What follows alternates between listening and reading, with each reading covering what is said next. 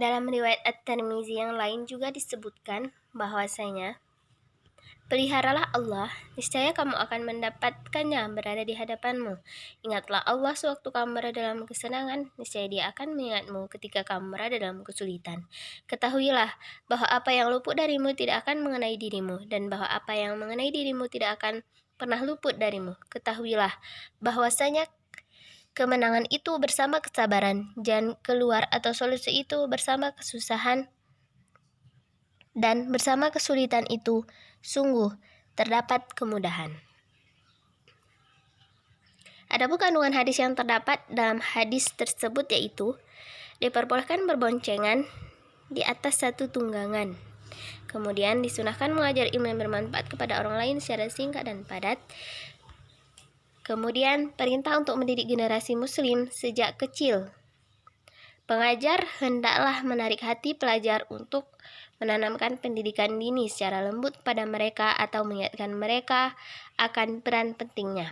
Kemudian bahasa sesuai dengan perbuatan, seorang hamba harus mengindahkan dan menghormati perintah Allah dan harus meninggalkan larangannya. Diharamkan meminta kepada selain Allah. Dan masih banyak lagi kandungan yang terdapat dalam hadis tersebut. Kemudian hadis yang selanjutnya yaitu yang artinya, dari Anas radhiyallahu anhu, ia berseru, sesungguhnya kalian akan mengerjakan beberapa perbuatan yang perbuatan-perbuatan itu di mata kalian lebih halus atau remeh daripada rambut. Padahal pada masa Rasulullah Shallallahu Alaihi Wasallam kami mengategorikannya sebagai perbuatan yang membinasakan. Adapun kandungan hadis yang terdapat dalam hadis tersebut yaitu, menganggap remeh doa, menunjukkan minimnya rasa takut kepada Allah. Dosa akan terasa memberatkan dan membebani hati orang mukmin dikarenakan pengetahuannya terhadap kebesaran Allah. Oleh sebab itu, jika orang mukmin melihat besarnya dosa dan orang yang bermaksiat kepadanya, maka dia akan melihat hal atau dosa kecil yang tampak besar, peringatan kepada manusia agar tidak berbangga dengan banyaknya amal soleh yang ia lakukan. Kemudian dia menganggap kecil kemaksiatan. Sahabat adalah orang yang paling mengetahui Allah setelah para nabi dan yang sempurna kewaraannya serta yang amat takut kepadanya. Pemahaman para sahabat terhadap kitabullah dan sunnah Rasulullah SAW mempunyai kedudukan yang mulia sebab ia merupakan jalan hidup bagi orang-orang yang beriman. Maka siapa saja yang berjalan di atas jalan mereka pasti akan selamat. Begitu juga sebaliknya.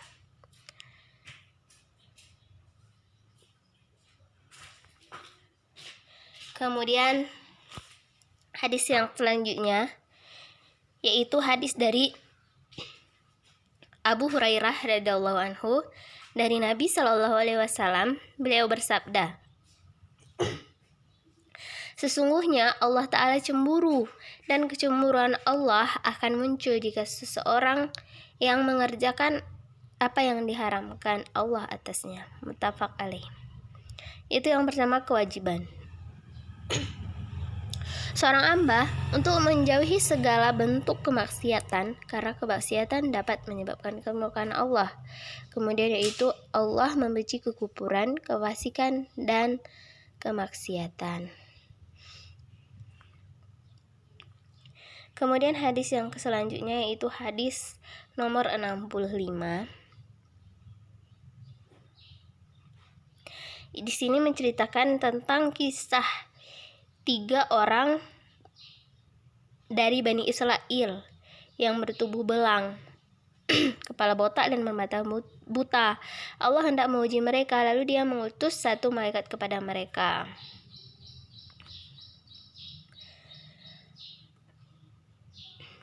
Adapun kandungan hadis yang terdapat dalam hadis tersebut yaitu, yang pertama, dibolehkan membicarakan umat-umat terdahulu, khususnya Bani Israel. Kemudian kewajiban mensyukuri nikmat dan tidak kufur terhadapnya, karena hal itulah yang menjadi sebab keberkahan dan perkembangannya. Kemudian keutamaan sedekah, kemudian Di antara sifat yang tercela adalah sifat kikir. Kekikiran dan kedustaan mengakibatkan kemarahan Allah, sebagaimana menimpa si belang dan si botak. Kejujuran dan kedermawanan termasuk sifat terpuji, seperti sifat yang dimiliki oleh si buta tadi. Dan masih banyak kandungan yang terdapat dalam hadis tersebut. Kemudian hadis yang selanjutnya adalah hadis nomor 66, yaitu dari Abu Ya'la, yaitu Syaddad bin Aus radhiyallahu anhu dari Nabi SAW.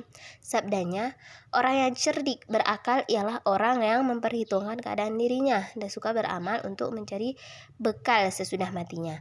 Sedangkan orang yang lemah ialah orang yang dirinya selalu mengikuti hawa nafsunya dan mengharap-harapkan kemurahan atas Allah, yakni mengharap-harapkan kebahagiaan dan pengampunan di akhirat tanpa beramal salih. Diriwayatkan oleh Imam Tirmizi dan ia mengatakan bahwa ini adalah hadis hasan. Imam Tirmizi dan lain-lain ulama mengatakan bahwa makna da'ana nafasu artinya membuat perhitungan pada diri sendiri.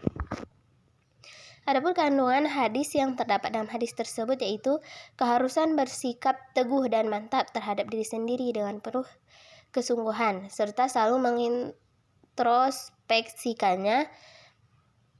Diwajibkan mempersiapkan diri untuk menghadapi kehidupan setelah kematian dengan amal solih. Orang yang berjalan dengan mengekor kepada hawa nafsu akan sesat sendiri dan menyesatkan orang lain. Penyebutan beberapa kandungan hadis ini padahal derajatnya dhaif disebabkan pokok dan tujuan syariat menguatkan kandungannya. Kemudian hadis yang selanjutnya yaitu hadis dari Abu Hurairah. Katanya, Rasulullah SAW bersabda, setengah daripada kebaikan keislaman seseorang ialah apabila ia suka meninggalkan apa-apa yang tidak memberikan kemanfaatan padanya, yakni ia tidak memerlukan untuk mencampuri urusan itu. Ini adalah hadis hasan yang diriwayatkan oleh Imam Tirmizi dan lain-lain. Adapun kandungan hadis yang terdapat dalam hadis tersebut yaitu manusia harus bersungguh-sungguh dalam bekerja demi kebaikan dunia dan akhiratnya, serta wajib baginya meninggalkan hal-hal yang tidak dibutuhkan dan tidak bermanfaat, sebab hal tersebut cenderung membahayakan dan menyakiti diri sendiri. Selain itu, hendaklah ia tidak ikut campur dalam urusan orang lain. Sungguh apa-apa yang dikemukakan tadi merupakan bentuk kesempurnaan istiqomah. Kemudian hadis yang selanjutnya yaitu hadis dari Umar radhiyallahu anhu dari Nabi SAW. Sabdanya, janganlah seorang laki-laki itu ditanya apa sebabnya ia memukul istrinya, sebab mungkin ia akan malu jikalau sebab pemukulannya diketahui oleh orang lain. Diriwayatkan oleh Imam Abu Daud dan lain-lain.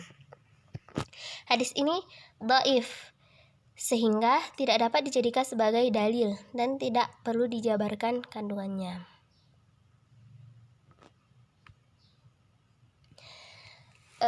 Hanya ini yang dapat saya jelaskan.